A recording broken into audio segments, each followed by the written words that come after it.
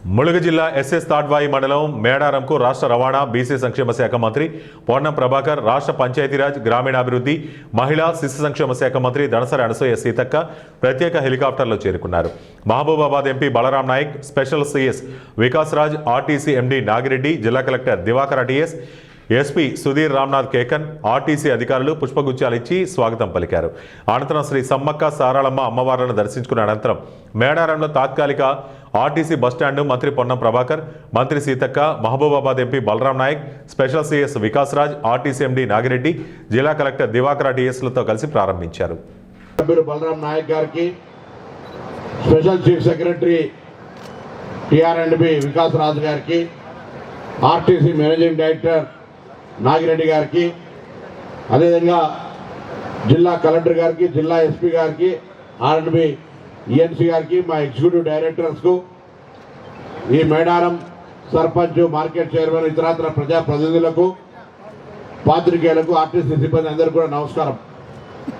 ఈరోజు సమ్మక్క సారలమ్మ జాతర 2026కు సంబంధించి రవాణా శాఖ తరఫున ఆర్టీసీ బస్సులన్నీ ఉత్తర తెలంగాణ, హైదరాబాద్తో సహా అన్ని ప్రాంతాలు 51 కేంద్రాల నుంచి దాదాపు 4000 బస్సులను ప్రణాళిక చేయడం జరిగింది.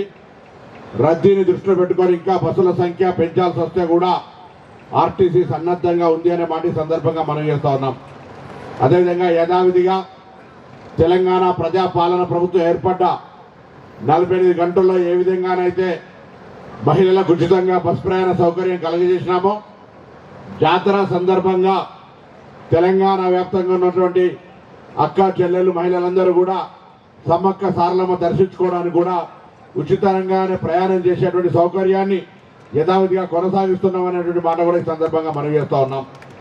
అదేవిధంగా ఎక్కడ కూడా ఇబ్బంది రాకుండా ఉండాలని 51 కేంద్రాలు బస్ అక్కడ ప్రజలకు ఎక్కడానికి, ఇంకా మిగతా ప్రాంతాల్లో కూడా అక్కడ స్థానికంగా ఇదే విధంగా చిన్న స్థాయిలో మరి క్యూ లైన్లు కానీ, షెల్టర్లు కానీ, ప్రయాణికులను అన్ని రకాల సౌకర్యాలు అక్కడ ఉన్నటువంటి వాష్రూమ్స్తో సహా అన్ని రకాల ఏర్పాట్లు చేయడంతో పాటుగా మేడారం జాతరలో ఆర్టీసీ బస్సులోనే ప్రయాణం చేయమని చెప్పి తెలంగాణ ప్రభుత్వ పక్షాన కోరుతా ఉన్నాం.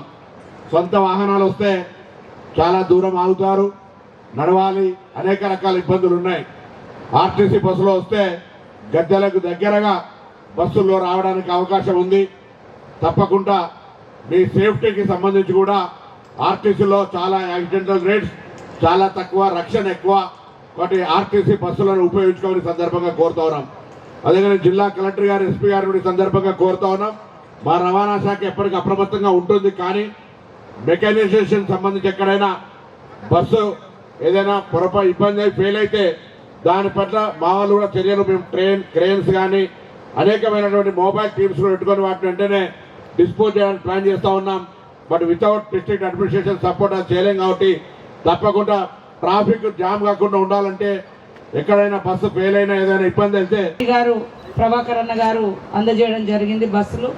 ఈసారి కూడా అత్యధికంగా బస్సులను ఏర్పాటు చేసి వారు స్వయంగా వచ్చి ఈ ప్రాంగణాన్ని పరిశీలించడానికి వచ్చినందుకు వారికి ప్రత్యేకంగా ధన్యవాదాలు. అదేవిధంగా ములుగులో మరి ఇన్ని సంవత్సరాలైనా కనీసం మరి గ్రామ స్థాయి నుంచి మండల స్థాయి, జిల్లా, నియోజకవర్గ స్థాయి, జిల్లా స్థాయికి వచ్చినా కూడా బస్ స్టాండ్ పెద్దది లేక ఇబ్బంది పడుతుంటే అడగగానే మరి దాదాపుగా 5 కోట్లతో బస్ స్టాండ్ కూడా ఇచ్చినందుకు వారికి ప్రత్యేక ధన్యవాదాలు. మరి అదేవిధంగా బస్ డిపో కూడా 7 కోట్లతోటి ఏటూ నాగారంలో మరి అదైతే 30 సంవత్సరాల వివాదంగా ఉండే, అక్కడ ఇటు మా మాజీ మంత్రి అటొక మరి అధికారి అన్నట్టుగా ఇద్దరి మధ్య, లీడర్ల మధ్య పంచాయతీ ఉండి 2 ప్రాంతాలు డివైడ్గా ఉంటే మరి చాలామంది సీతక్క ములుగులనే పెట్టుకుంటుంది బస్ డిపో అన్నారు. ఎందుకంటే నేను ములుగు ప్రాంతంలో పుట్టిన కాబట్టి.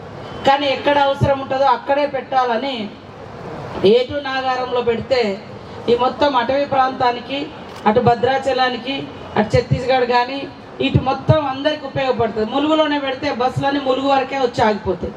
కానీ గోవింద్రాపేట, తాడువాయి, ఏటూ నాగారం, కన్నాయగూడెం, మంగపేట, అటు వాజేడు, వెంకటాపురం, అటు భద్రాచలం ఇవన్నీ కూడా కవర్ కావాలంటే ఏటూ నాగారమే బెటర్ అని నేను చెప్పడంతో మా గౌరవనీయ మంత్రులు మరి మా పొన్నమన్న గారు అక్కడ ఏటు నాగారానికే బస్ డిపో ఇచ్చినందుకు వారికి మరొకసారి ప్రత్యేక ధన్యవాదాలు.